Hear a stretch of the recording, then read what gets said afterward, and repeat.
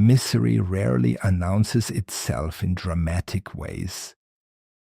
More often it enters quietly. It appears in the morning, when a person wakes without any real desire to begin the day. It appears in irritation that seems too small to matter, yet never fully disappears. It appears in resentment, envy, self-pity, and the strange feeling that life is passing by in the wrong shape. A miserable person does not always look broken. Very often he looks functional. He goes to work. He speaks politely. He fulfills his duties. And yet inwardly, he feels cut off from himself. There were times in my life and in the lives of those who came to me when this condition revealed itself with great clarity. And if I were to say, in the simplest possible terms, what had to happen before misery began to loosen its grip, I would put it this way. There were 3 things I had to do. The first was this: I had to stop running from what I felt. This sounds simple, but it is not simple at all. Many people spend years fleeing from their own emotions while convincing themselves that they are being reasonable. A man says he is merely tired, when in truth he is deeply disappointed with his life. A woman says she is only stressed, when in truth she is filled with grief that has never been allowed to speak. A child learns very early which feelings are acceptable and which are dangerous. If a boy discovers that anger makes his parents withdraw from him, he may become the calm and agreeable child. If a girl learns that sadness brings shame or impatience, she may become cheerful long before she is truly happy. And so the personality begins to split. One part is shown to the world, the other part is hidden away. I remember how often childhood leaves these quiet arrangements inside us. A child is rarely taught to understand his emotions. He is taught to manage them for the sake of others. Be good. Be quiet. Do not make a scene. Do not be difficult. And so he learns to push his storms underground. But what is buried alive does not die. It waits. And later, as an adult, he may find himself full of strange moods, unexplained bitterness, or a sense of deadness he cannot explain. He thinks life has become empty, but often it is not life that has become empty. It is his own inner world that has been abandoned. In ancient stories, this pattern appears again and again. Jonah is told to go in one direction, but he flees in another. He runs from what has been asked of him. And what happens? He is swallowed by the great fish. This is a profound image. When a man runs from truth, he is often swallowed by the unconscious. He lives, but he lives in darkness. He moves, but he does not move freely, and eventually he must face what he avoided. Misery often begins to ease only when a person stops escaping his own experience, not indulging it, not dramatizing it, but facing it honestly. To say, I am angry, I am envious, I am lonely, I am ashamed. I am disappointed with the life I have created. That moment of truth is painful, but it is also the beginning of dignity. The second thing I had to do was this. I had to stop blaming others for what was unresolved in me. This is one of the most difficult lessons in life, because it is much easier to suffer as an accuser than to suffer as a student. So many people build their whole identity around what others did wrong. My parents failed me. My partner doesn't understand me. My boss does not see my worth. Society is unfair. The world is cold.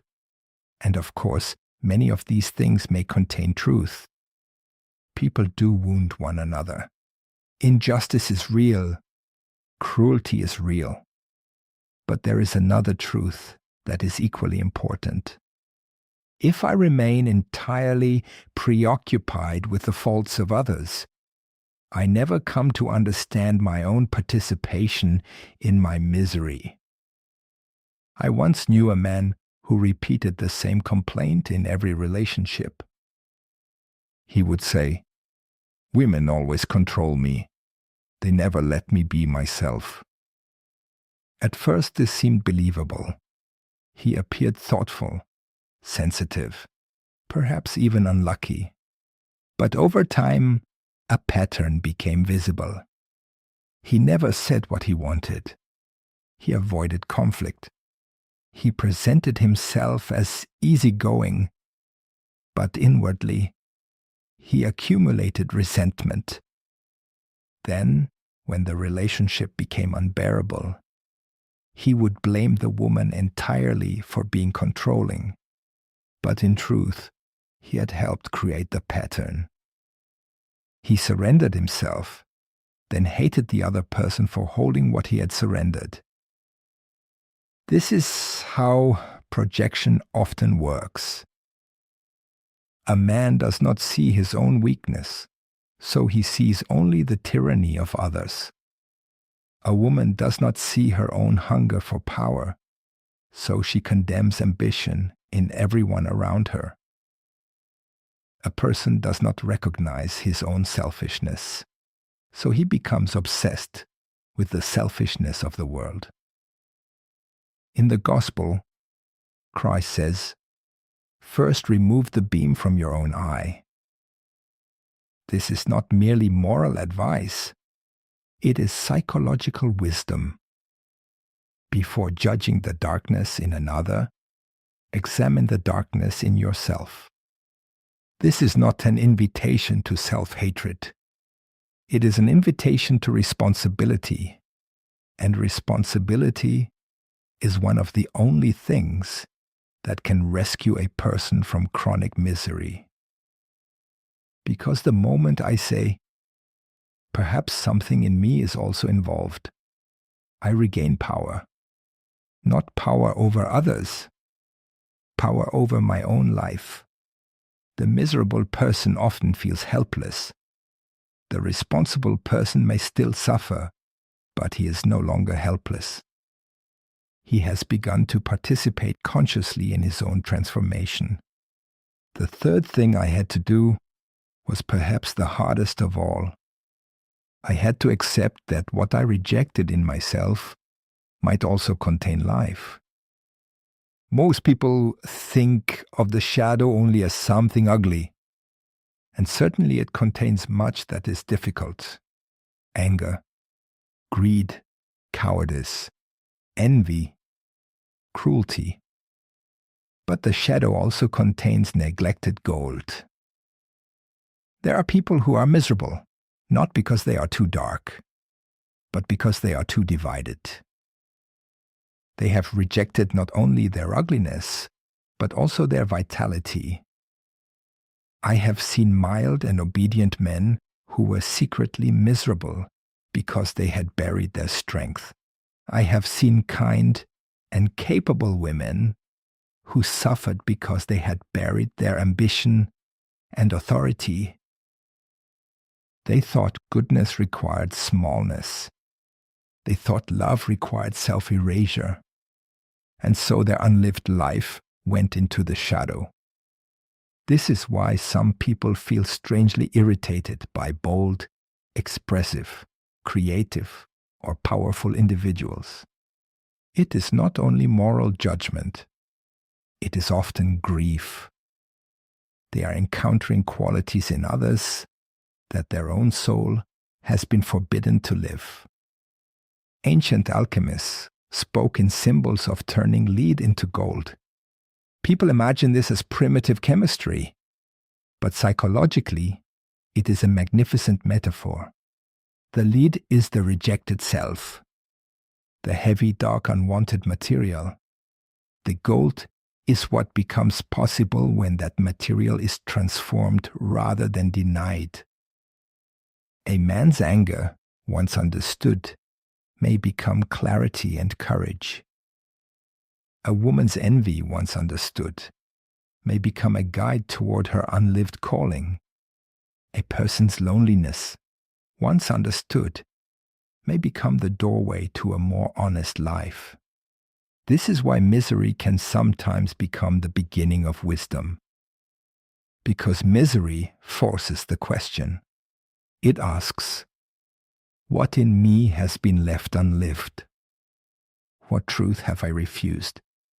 What part of myself have I treated as an enemy, when in fact it was carrying a message? There is an old image from the Hebrew scriptures that has always moved me deeply. Jacob wrestles through the night with a mysterious being.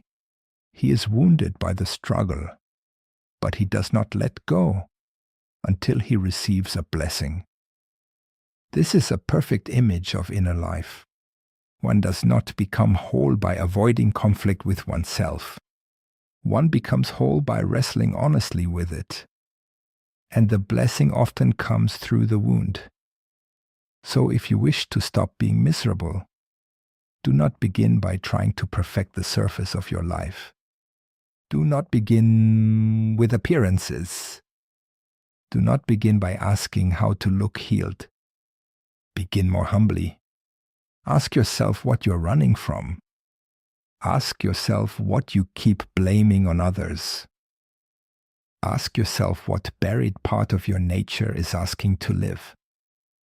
These are not comfortable questions, but they are living questions, and life returns where truth is allowed to enter.